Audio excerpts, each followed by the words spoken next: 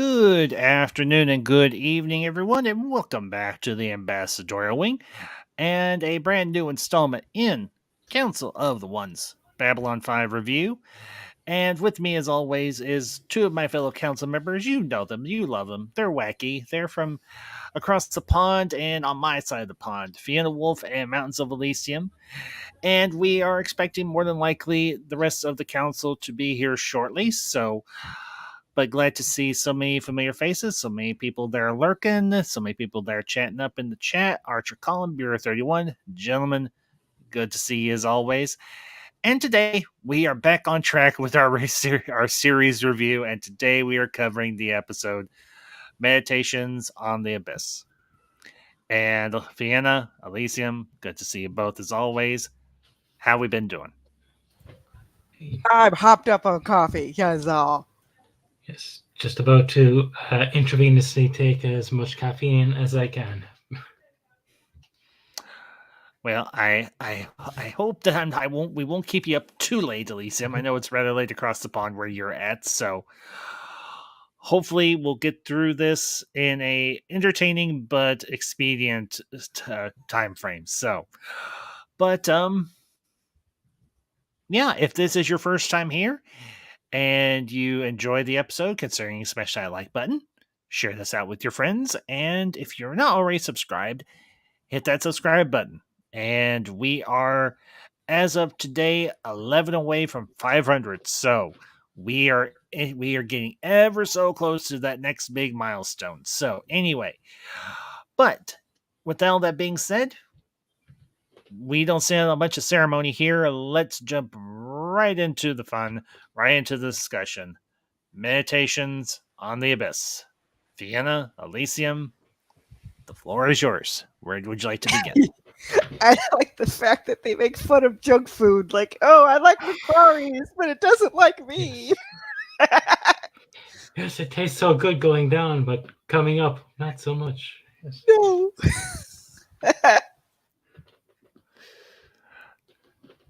Yes, McBarry's. Ba-ba-ba-ba-ba. I'm heaving it. And speaking of someone who most definitely does not heave it, you know him, you love him. He is a fixture here. He has been a longtime member of the council, the master of the Snyder Cut Fighters, Lord Koj. Ew, thank you. You're welcome, sir. Good to see you as always. I heard we're talking about the hamburgers. Yeah, we're talking about the McBarries. Yes, we are talking about McBarries. Now, so just good going remember, down, not so much coming out. Just remember, the Minbari spend 3 days preparing their food. So how fast is that food? Oh, wow. That is a very good question. And, speaking as a former, and I mean very former, employee of McDonald's, it's somewhat frightening that there is a sci-fi equivalent that exists in the year 2263. Well, I will say if you're having a bad day digesting something and need to unplug, eat one of the hamburgers, wait about an hour. No. The only thing safe for me at McDonald's now is the iced tea, the sodas, or the chicken nuggets. Everything else, it's like, uh-oh, I'm doomed. Yeah, even our local McDonald's, which we do go to occasionally, not very often. The food, the last time we got stuff there was not particularly good. Thankfully, it did not give us the cha-cha-chas, but it just tasted rather bland. I mean, I can fix a better hamburger here at home, and it tastes better, and I can put what I want on it. Grant, you can get what you want at McDonald's too, but still, it just Then again, with doing all the keto recipes I've done, my body isn't acclimated to any fast food anymore. So there's that. Yeah, so I really feel for Veer in that situation. As do I. But aside from Mr. Veer's dietary adventures today, or in this episode, he gets some very exciting news. He is to become ambassador to Babylon 5 for the Centauri. And I cannot say anyone is more qualified. And I cannot say I did. The humor of by which he goes after that Drazi at the Zocalo. How many That was times the those of us that highlight. work in retail wanted to grab a sword, rather, well, maybe a blunted sword, but still a sword, and go after a mouthy or rude customer? You want to say that to me again? With this He's sword Oh, underneath your afraid. chin? Yes, Hmm? spoo for brains. That's What's that. funny though is him. Super brain. Eventually, his ambassador role will help him out with the resistance back home. You know, to be able Yeah, to against mount the the Drock. resistance Oh, to the yeah. Drock. Yes.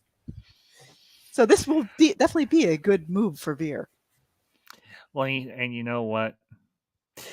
Yeah, and you know what? When Londo is watching Veer go after that Drazi, he's like, "You put a listening device in my bag, hoping you would get some sort of dirt on us, didn't you, spoo for brains?" And Londo's standing there like a proud papa. He's like, as Archer just said, if it'll pop up. Thank you. Now he's ready to be an ambassador. And eventually he'll be ready to be emperor. Mm. And I loved how Zach described it after. Today you are a man. Yes. And Delenn pulling some shenanigans to go be all Shen- covert. shenanigans. She Yes. almost she has to break a guy's finger because he was getting too handsy. Although I can't say I blame her. Can you talk about spoof for brains when a lady says, "Hey, leave me alone. I'm not interested." And you're like, "Okay, I'm leaving." She should have Some broken guy. something else in the creep. Let's be honest. Oh, she could have probably broken many things in that creep, and I would say, Besides, "Go, baby, go." and we already know Sheridan can definitely pound a guy into the dirt. He's done it before in the Yes, name he of. is. So, Koj, your thoughts on meditations on the abyss? What are your meditations upon the abyss? There's a lot of promotions going on here. On one hand, you have Veer with his comedic ambassador promotion that we have all said, but also Lenner is on not really a promotion, but he's moved up in the ranks faster to get covert missions from Delenn. That's also Yeah. another that I like that one too. What's going on? And then we have this other theme with Jakar's philosophy sessions with his people. There's a lot going on in this episode, I even though it's love that so slow episode. paced. I do. I love that part of the episode, especially when Franklin's like, "Hey, can I sit in?" And he's like, sure, if you want to." He's like, "They ask questions, I talk. That's about it." But And it's almost comedically tragic how they were the people who were there to listen to Jakar. It sounds like they weren't really listening to his whole story. They were just quick to get a quick answer and then be happy and leave. And as soon as they got it, they're like, "Oh, cool, great, we're good done." And Jakar's like, "Ah, you guys kind of missed the theme." Well, in a way, it's too bad the bug didn't catch anything, because then the Alliance could have used part of the information to figure out who is leading Londo along. You know, Oh, right. Rock. They would Here have it probably is. been able to figure that out sooner had that little Drazi scheme succeeded. Because they know Londo and Beer aren't really a part of it, not like knowingly. Yeah, but if they could hear some orders from Centauri Prime coming their way, they could go, "Huh, this is interesting."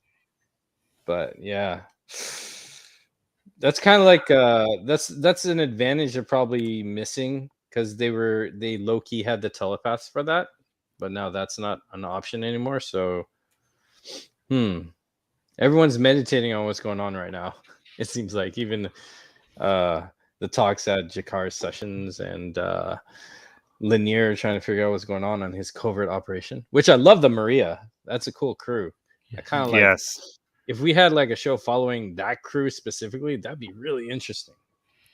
Actually, Well, sorry, Ambassador. no, go ahead, Lacey. You're fine, bud. No, there was another podcast that used to kind of Babylon 5, and that actually cropped up, and I mentioned that the Captain, was it Enrico Montoya, is probably my favorite kind of one-off character. And I'd love to have seen a series following him, because the way he treated the crew, the way they behaved, I just thought he was brilliant. Well, I that agree. he actually pinpointed, because Lenner had to save the other guy's face a bit. He managed to reassign the other ranger to a job that would suit him especially well, because he was in doubt whether or not he wanted to be a ranger. Findel, that is. Yes. Well, and if I might turn a phrase a little bit here, my name is Enrique Montoya. You killed my father. Prepare to die.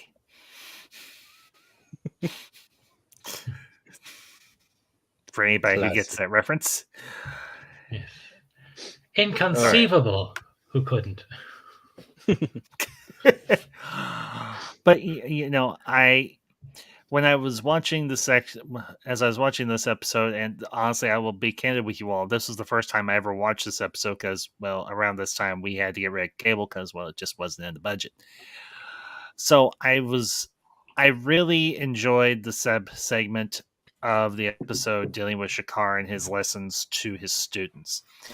And when the when the other Narn asked him, what is truth and what is God, it reminded me of some of my lessons from when I was in seminary. And I recall one particular thing that I learned that I've really hung on to. And this is from, I believe, the Saint Anselm of Canterbury, which at least you might be somewhat familiar with, considering he is of the same persuasion as Saint Anselm. This was Saint Anselm's ontological argument for the existence of God, and it is somewhat brief. I will read it in full here, or at least so. Bear with me for a minute, if you all will be so kind. Even a fool, when he hears of a being which nothing greater can be conceived, understands what he hears, and what he understands is in his understanding. And surely that than which nothing greater can be conceived exists in the understanding alone. For suppose if it exists in the understanding alone, then it can be conceived to exist in reality, which is greater. Therefore, if that in which nothing greater can be conceived exists in the understanding alone, the very being, than which nothing greater can be conceived is one, than which is greater to be conceived, but obviously is impossible. Hence, there is no doubt that there exists a being than which nothing greater can be conceived, and it exists both in understanding and in reality.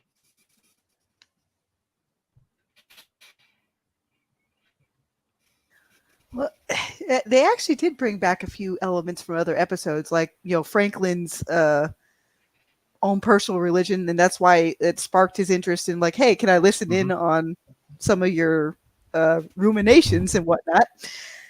And even with Jakar's eye problem, because when he initially got the prosthetic, he's like, it's not my proper color.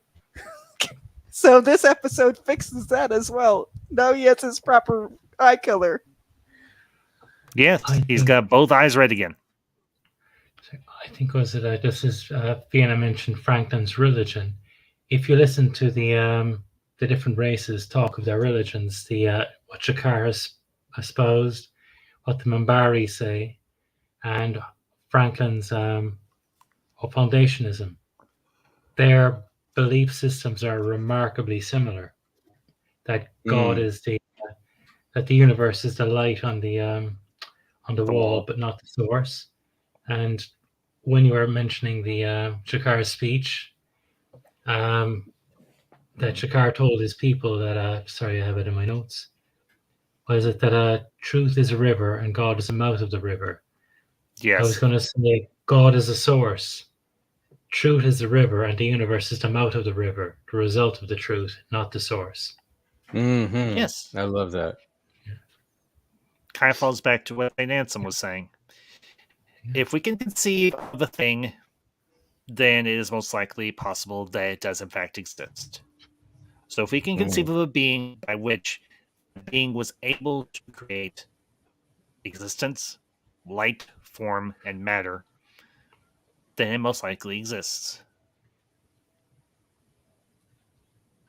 I still do like the part where it's like the one Narn saying, but earlier in the book, and he's like, okay, when did I write that? Okay, do you trust me? Put your face in the book. I don't know, Narn, you should trust me, right? I like how before he put his face in, he took a breath and he's like, he like looked kind of happy and confident, like he was gonna, get some kind of bathing or something nice happen. he was just He was going to. he just He was dropped going to. it. Yes, he was gonna be one with the book. Yes, And become find one with the book. the whimper at the end too. And it made a satisfying thump when it hit his head. Sorry. But it is interesting in the fact that that's the reason why Jakar became a kind of spiritual figure to them, because he had to walk a harder path to figure out a few basic notions to prevent his race from going into the ether. Mm. But sorry, you're bringing up yours. I'll mention after. Oh, go ahead, Lisa, please. No, I had this up here because it is a good comment. It is good. I was about to mention that when Jakar's joy, and I think Fiona mentioned it earlier, when he got his eye for the correct color, just a joy he had. And Franklin, he said, "How could I ever thank you?" And Franklin asked, "Could I listen to you speaking?" And Jakar's whole response being, "You gave me my sight back. The least I can do is share my confusion." It was a lovely, humble response. But what's funny though is if Franklin understood the first part of what Jakar was trying to say to his audience, because that's kind of tied into what Franklin's own viewpoint was. And besides, Franklin had his walkabout, so he met himself. He met his abyss already. That's right. Well, and that's why the Saint Anselm's ontological argument came to mind when I was listening to Jakar, because I had the opportunity to take a few philosophy classes and a couple of doctrine classes, both in my undergrad and my master's studies. And for someone who was never really exposed to philosophy at any great length, especially in high school or anything else for that matter, I found it very enlightening and very thought provoking. And I was actually, I was talking with one of my professors. I recall this conversation fairly vividly, and it was actually the professor for one of my undergraduate philosophy classes. And I said, "I think I understand what Anselm was saying." And he asked me, he's like, "What do you think he was saying?" I was like, "In his own way, what we experience in life, what we hear, what we see, what we feel, can all be a connection to what we could perceive as God. Not so much necessarily the Christian God or the Jewish God or even the Muslim God, but the idea that there might be something more than us." And he looked at me, he's like, you're on the right track, but you're not quite there. And I was like, I kind of grinned, and I was like, well, at least I'm on the right track. He's like, yeah, in philosophy, that's not a bad thing.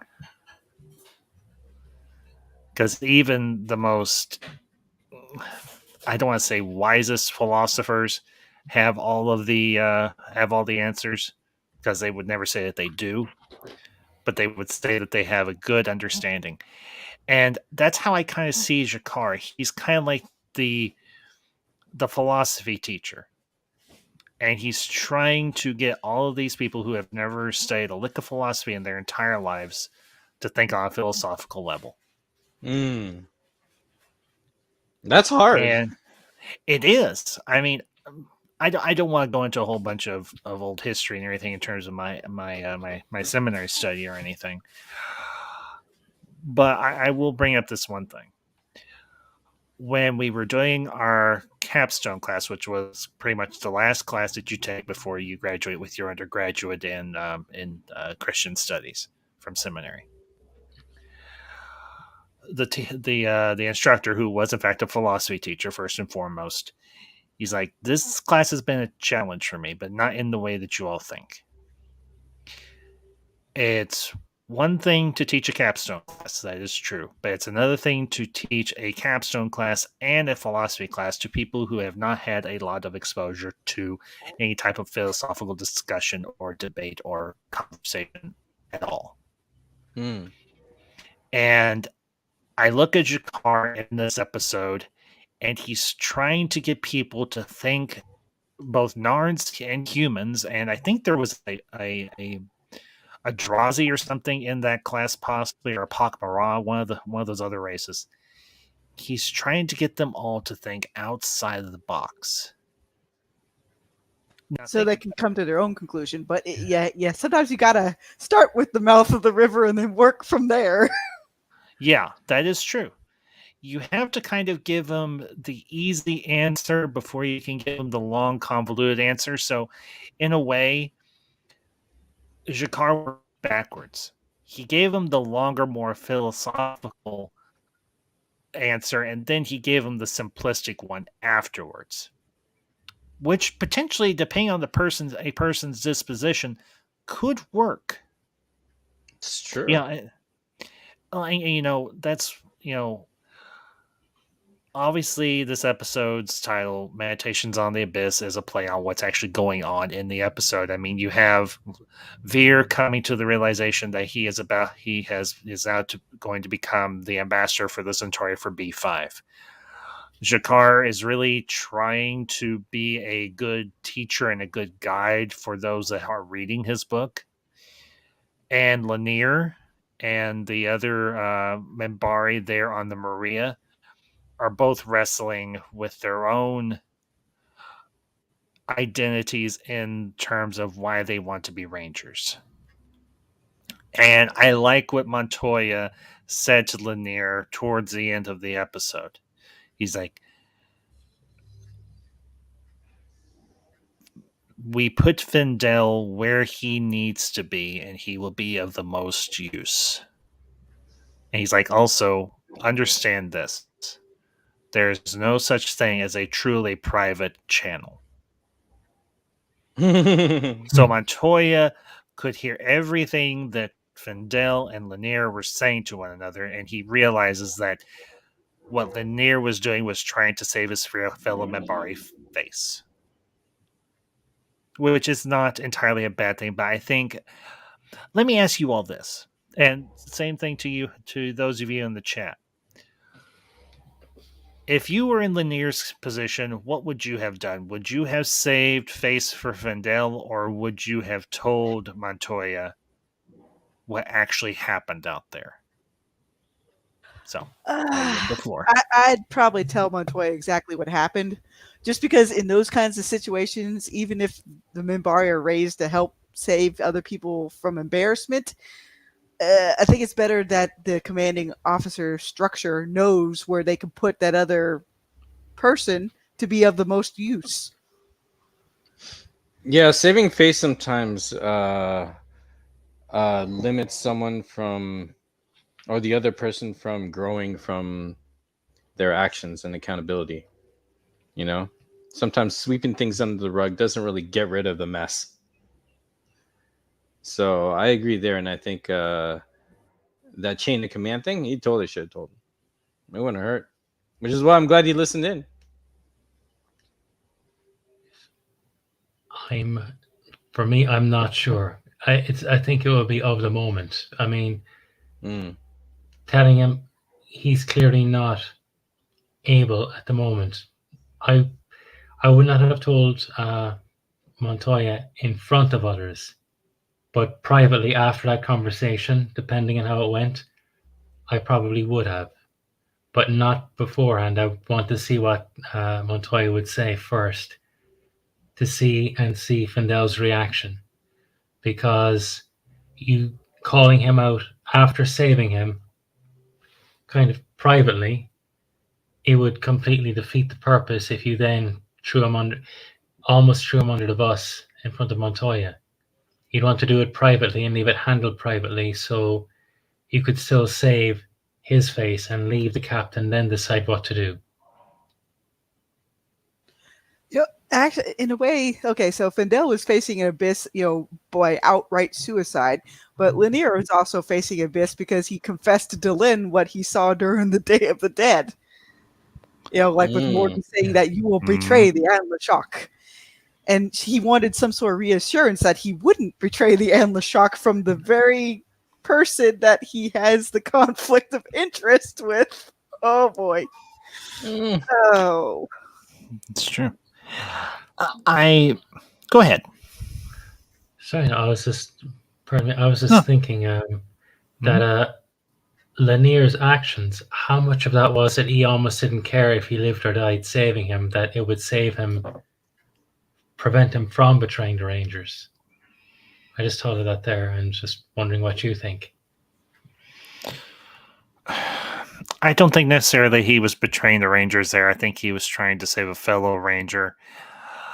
It was more a case of preventing him from doing it in the future. He knew he wasn't doing it there at that point, but Lenner himself felt maybe in the future I will, and if I die here, that can't happen, and I'll be saved in Delen's eyes.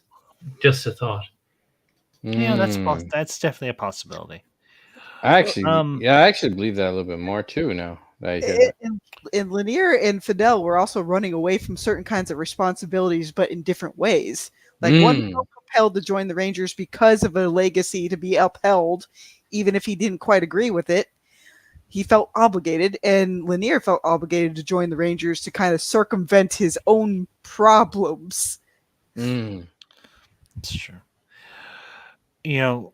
Speaking for myself, what would I have done in terms of how would I address the issue of Fendel staying there in front of Captain Montoya? I probably would have taken your track, Elysium. I wouldn't want to publicly shame him after trying to save face for him, but what I would have done is said, Captain, can we discuss this, the three of us, in private? And then I would have said, okay, here's what actually happened. I didn't deliberately try and shaft one of my fellow Rangers, one of my fellow trainees. I was trying to save his life, and here's why. And now, Captain, I leave our fate in your hands. So, as far as Lenner and the situation with Delin, he's dealing with the same thing that Marcus was dealing with Ivanova in a lot of ways. The only difference was Ivanova wasn't spoken for. Delin is. It's almost a reflection of the whole Arthur, Lancelot, and Guinevere from the Arthurian legends. And in this case, Lenner is Lancelot. And Lenner also saw it coming because he confessed it to Marcus. It's like, I know she's fated for another, yet you're still aiming a lot of your hopes on her in more ways than one. Yeah. And that's true, Bureau. He did save face for Londo in season 1, yeah. So, it's... You have to feel just a touch of sympathy for Lenner, but at the same time, he needs to know when to leave well enough alone. Delin is married to John now. Has been, we assume, for at least a year or so. And he's still fixated on this, and it's unhealthy for him at this point. Now, granted, he did do the right thing in getting away from her, from getting off of the station and getting her kind of out of sight, out of mind. But she's almost, and I hate to say this about Delin because her motives weren't necessarily harmful to him or even to John. Yeah, but she obviously, the emotion she felt towards Lenner was more like, hey, he's my student, or maybe like a more like a bigger sister to a younger brother kind of role.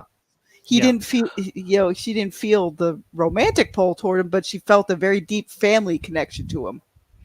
Yeah, but unfortunately, Lanier's feelings towards her are obviously much more different. And I understand Delenn's motivations. They need to know what's going on, who's committing these attacks on the shipping lanes of the Alliance, and that's you want to bring in your ace in the hole and everything to figure this out. And for her, Lanier is that ace. But at the same time, those are orders that could have been transmitted by coded channel easily, and you didn't necessarily have to have one-on-one contact with him. Now, I understand for the narrative of the story and the structure of the episode, they had to do that. But logistically, excuse me, and in terms of Delenn's knowledge of how Lanier feels about her, it probably would have been a lot more responsible on her part if she just sent the orders coded to him and he would have been off on his way to the Maria, and they could have had the Maria somewhere else. Or they could have had him rendezvous with the Maria in another way instead of doing it the way they did. But I'm not. We don't need to know that Lanier has a thing for Delenn. This is obvious at this point. And I guess that, this is the first time I'll actually say this. This is somewhat of a nitpick on my part with the episode. We didn't need further confirmation that Lanier has a thing for Delenn. But in terms of the episode itself, it's still rather sound.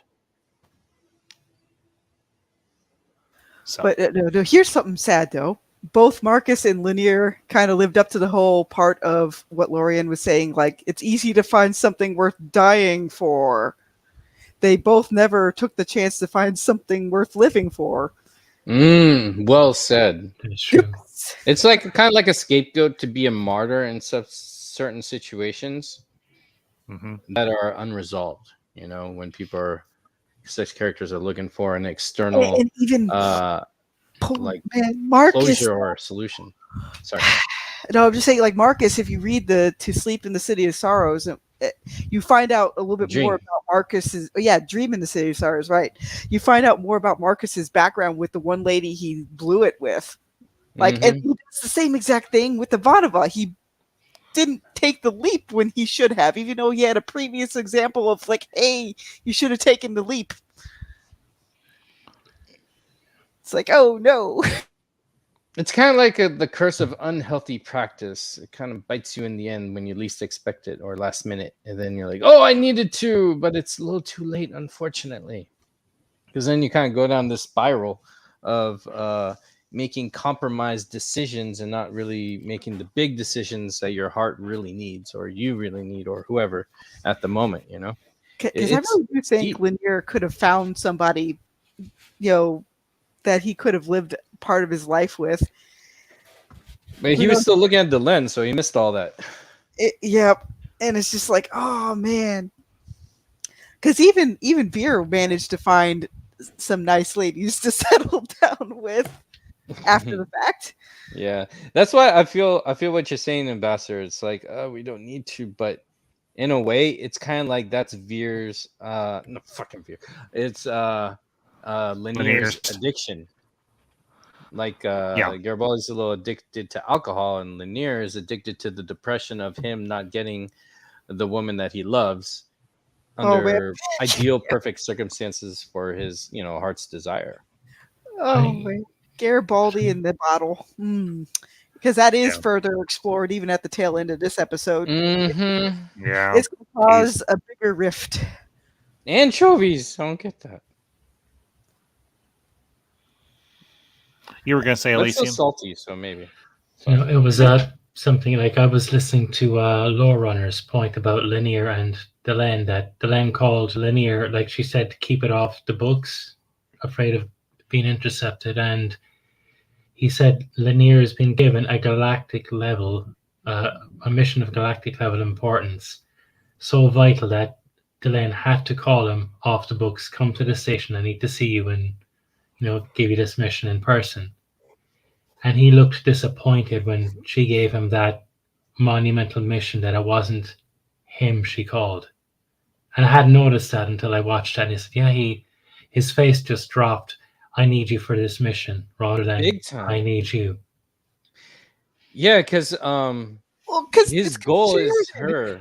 Sheridan fills that role that he wants ultimately. Mm-hmm. Like Sheridan is the other half of Delenn. That because Lenner is addicted to what he really wants. Because initially he went to Rangers to prove to Delenn that he may be comparing himself in his isolation to Sheridan a lot, because they did say they find his journal later on, which we can talk when we get there. So if he's obsessing over with Sheridan, he's a soldier, he's a leader, he's worked his way up through his hard work, and I'm wondering if Lenner is trying to copy that path because he wants to prove himself to Delenn. And it's kind of a cheat being a ranger because she is Ranger 1. So you live for the one, you die for the one. It's like kind of like a cheat because that's his obsession, to live for or die for Delenn. So when she gives him a mission that's at the highest importance, that would be, if you're going to be a ranger on La Shock, that's like the peak of your calling. That should like fill you with joy, but it doesn't, because his joy is actually his obsession with Delenn, and in essence that's how he betrays the Unlocked Shock, because he's betraying their most sacred code of why you are a ranger in the first place. Yep. Yeah. So this is like foreshadowing, which is why I'm glad he brings up Morden's Day of the Dead type of message. He joined for the wrong reasons, just like Findel did, but from a different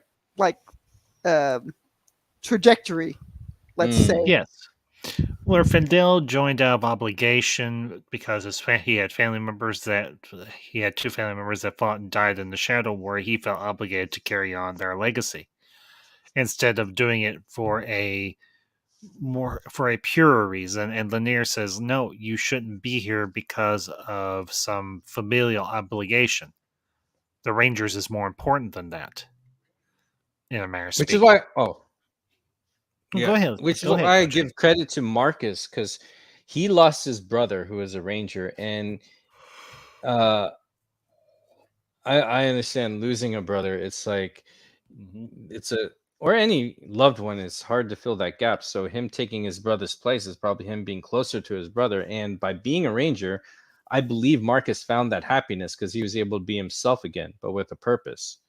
Because as you mentioned, he's Fiona and the Dream in the City of Sorrows, he's able to go back to his old ways, date, and make the same old mistakes, and then go to Babylon 5 and all that. So I think Marcus had probably the healthiest approach to becoming a ranger, but it's still a little. But we're all sentient beings. We're not perfect. Even Marcus kind of joined initially for the wrong reasons. Right, but I think Lenner is like a more extreme version of that. Yeah. Marcus did have a lot of repressed rage. Yeah. Yes. He did. But it came out and handled business. He was like Batman, just clearing people left and right. The whole room. I'm not repressed anymore. Yeah, pretty much. Well, and I think also Lenner being on the Maria is also a teaching opportunity for the rest of the crew, because they're not accustomed to I imagine there are some Minbari who are used to working with a human captain or a human commanding officer of a White Star, or whatever the case may be. But maybe since Lenner has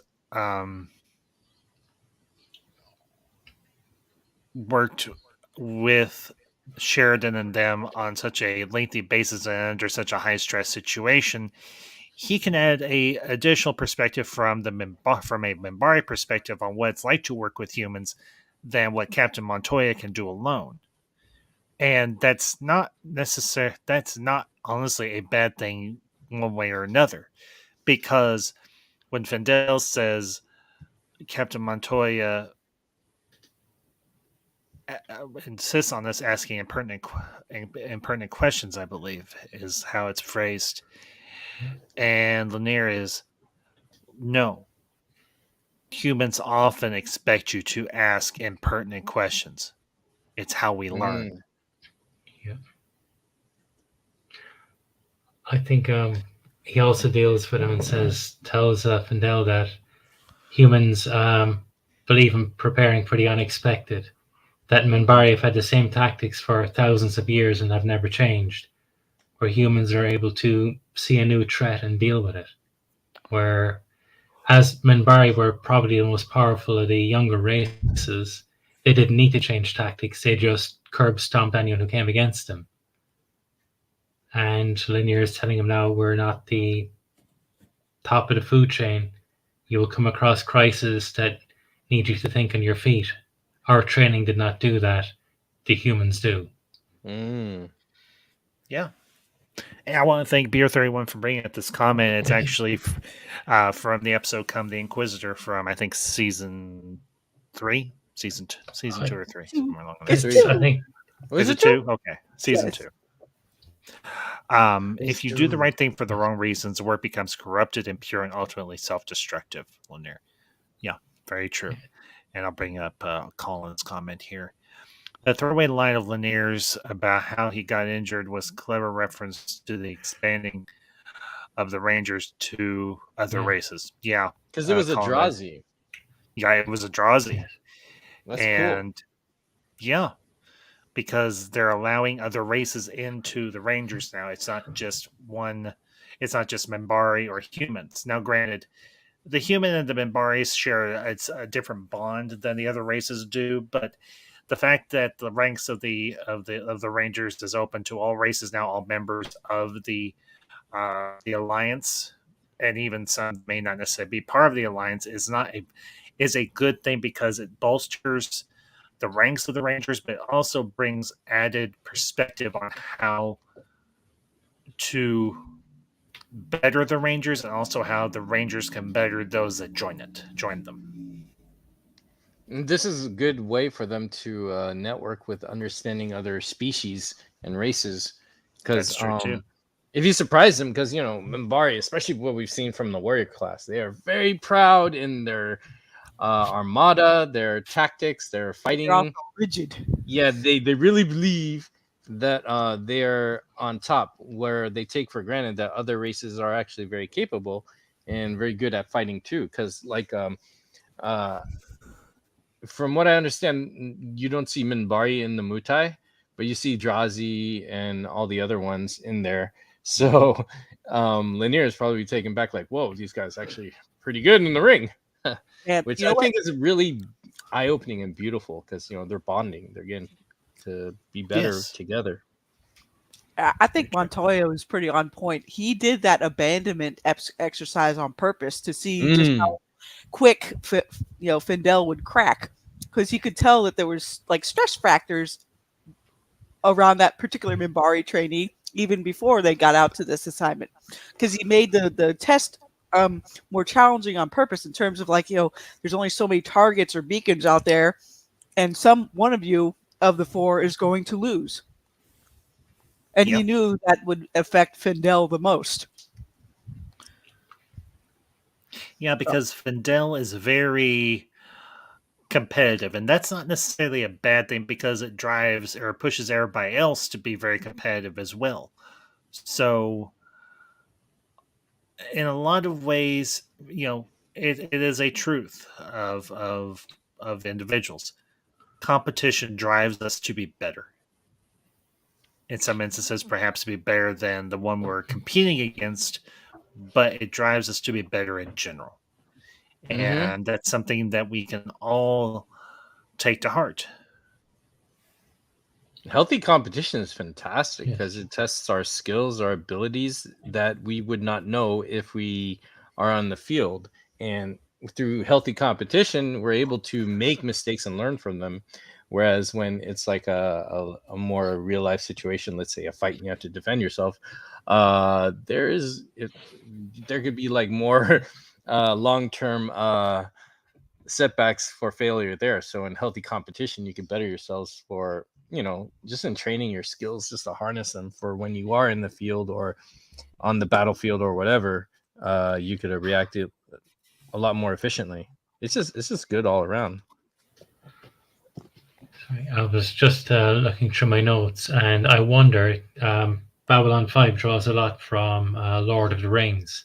Mm-hmm. And in Lord of the Rings, Aragorn was faced with a near mutiny, where people who weren't able for the task were going with him to Mordor.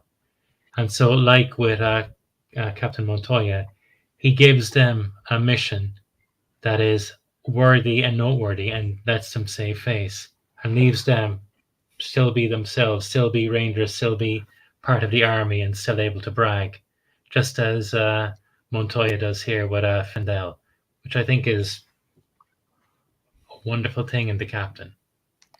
Yes. And, I'm reminded of another quote, and this one's a little less convoluted than the one from Anselm. This may sound like a very odd thing to say, but one of my all-time favorite U.S. presidents. And it's from Theodore Roosevelt. It is not the critic who counts, not the man who points out how the strong man stumbles or where the doer of deeds could have done them better. The credit belongs to the man who is actually in the arena, whose face is marred by dust and sweat and blood, who strives valiantly, who errs, who comes short again and again, because there is no effort without error and shortcoming. But who does actually strive to do deeds?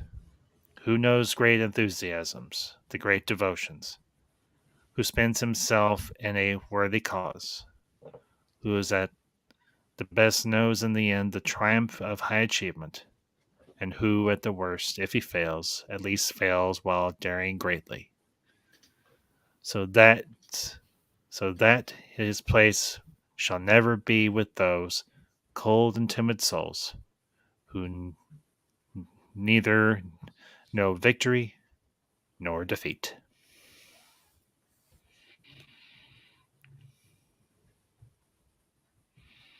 To be a ranger is to be a doer. Is to be a trier. You have to be a And bit self-motivated. Yes, that's true too. And that's why I love Teddy Roosevelt. He was a man's man, even though he knew his limitations, and why he is one of my all-time favorite presidents. And then he gets shot at one point and just kept on going with his speech. He might have. I will have to look into that. I honestly don't know. But I will bring up. I heard about that too. I'll bring up Colin's comment here. Just occurs to me that the Vorlons and the Shadows are the B5 equivalents of Doc Smith's Aryans, and Edwardians are the Rangers' Lensmen. I'm a little lost here. Fiona, Elysium, Koj, does this mean anything to you? Yeah, I can see where you can get a little bit of that. But then again, most of the creatives from that particular time period, they were heavily influenced by Edgar Rice Burroughs, Barsoom series, Lensman, old spaghetti westerns, So that doesn't surprise me. Those references ring a bell, but I don't know I've heard of Lensman, but I don't know the set. I've heard of Lensman, but the others I have not heard of.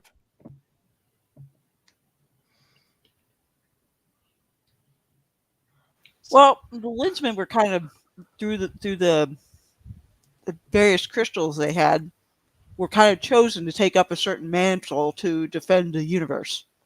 So the Rangers are kind of called to do that too. Okay. Actually, if you don't mind, when we're mentioning Jakar's speech, it was on the universality, the similarities between the Narn religion, the Minbari, the Foundationism. It's to paraphrase a quote from J.K. Chesterton. Before we were Catholic, we were human. It meant that God created us all, so the the knowledge of him would be within everyone, and that search that all creatures have throughout the universe would come to most of the same conclusions. Mm-hmm. Interesting. There's a nice little line in a movie. I'm pretty sure you're all familiar with Enemy Mine. That for me Yes. is like the most Babylon 5 type of story before Babylon 5 was a thing. Yes. And I know that movie very well. yeah, me too. I freaking love that movie. It's the first movie I ever saw on cable. Cool. So the Jerry tells Wallace E. Davidge, played by oh gosh, Inner Space, Dennis Quaid. He's reading like a little book from the Drak, Drak, not Drak, as we have, but he's reading his little religious book that he keeps with him, and it's about do unto others as you would have them do to you, reach them out with kindness and love. And the human stops and he says, I've heard all this before in a human Talmud, a human book. And then the Drak says, Jerry, he says, yes, of course, because truth is truth. You just haven't heard the way we express it. So I like that I haven't whole watched that oneness movie of in it. forever. I need to. Well, but yeah, the Lensmen were also expected to go into the most hazardous situations. So kind of like how the Rangers are always given the big tough tasks to do. Well, yep, but no, the Green Lantern stuff really took a whole lot from Lensmen. Yeah, that makes sense now that you say.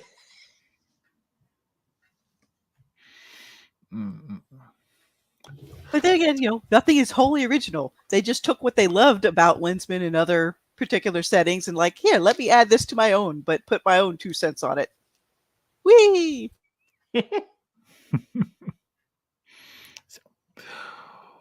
Well, guys, I think we've pretty much dug into every part of this episode, unless we are missing anything that I might have. The only thing I would say is when Bear Bally's passed out on the floor at the very end, how the next episode opens up is really brings home the fact that the alcohol has addled his brain, along with a certain telepath. Yeah. I'm looking forward to it. Lita showed off a whole lot of creepiness with the next opening. Like, oh my god, I'm just exploring to see what the Vorlons did to me. You won't remember that way. Bye, Mr. Garibaldi. Oh no. Oh no. So it's bad enough that he ends up drunk on the floor at the end here, and then he gets to Garibaldi doesn't win for a while. Oh. It's how he also orders. He says, "I want a suicide pizza," and he's on a.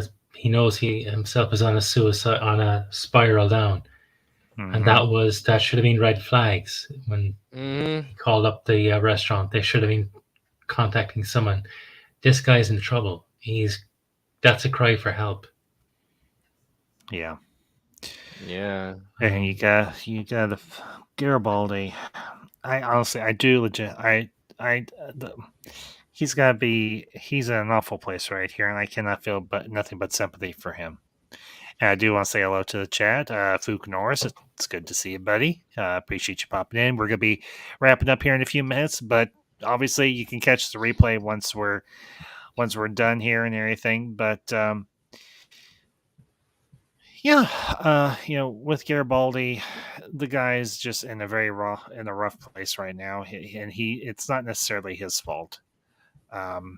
He's just a victim of circumstance, and sadly, the circumstances are outside of his control. Yeah, right now he's like a tragic hero, where his fall is the example of how bad it is to go that way. So if it happens to us, we could recognize it and probably make better decisions. And tragic heroes. But on the other hand, it builds up to that lovely moment where he gets to showcase, hey, you want to know what that lovely lady from Mars was doing? Well, here you go. I give her to you, Babylon 5. That's pretty fun. I can imagine. So she's just one other thing quickly. It's how Londo reacts when he finds out the place has been bugged, and he starts telling the story, feeding the listener. Oh, Yeah, the wife of the Drazi ambassador. Yeah, That's she's right. man, I love that. I That love was that scene good. and how the Drazi ambassador is having to bite his tongue. Otherwise, he Yes. would be found out. And the funny thing is, Sheridan actually admits he's like, I wish the Drazi had succeeded, but at the same time, I know I shouldn't wish for that. Yeah. Londo, that was peak. That was peak Londo at his most Londo-ish. After a He long was- while too. I do like the fact that Zach Allen is just talking to everybody like he's so happy for Beard. Like, you should have seen it. It's like a proud father.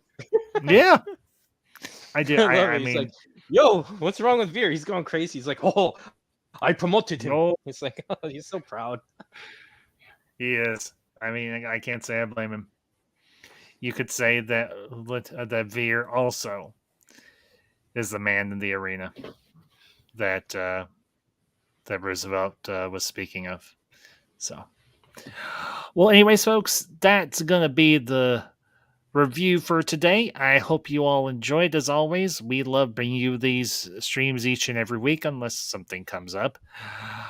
And we'll, of course, be back next week with another installment as we continue our review of Season 5 of B5.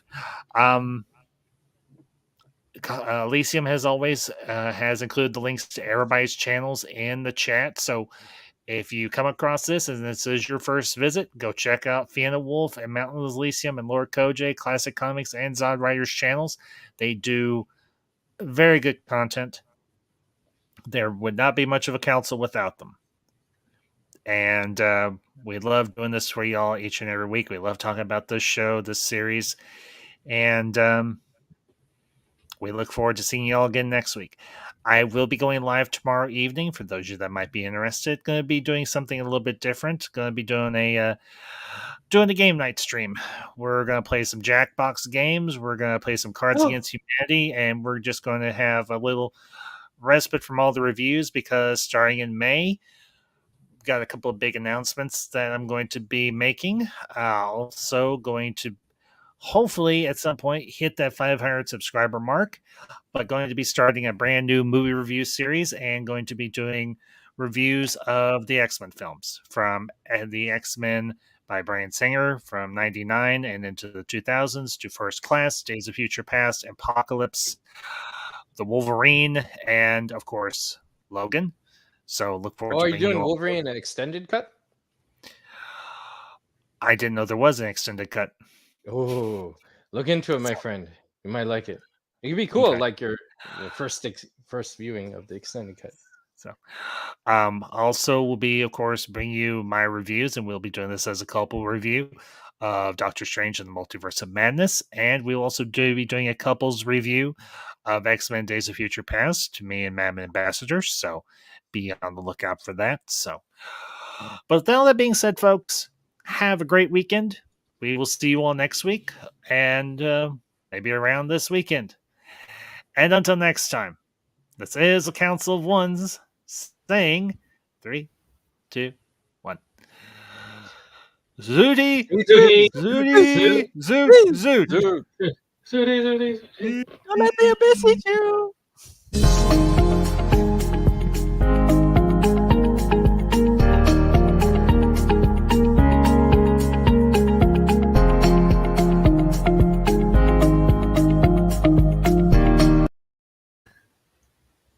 Glorious every time. Thank you, Ambassador. Good hosting. Well, unfortunately, we're still broadcasting because StreamYard is being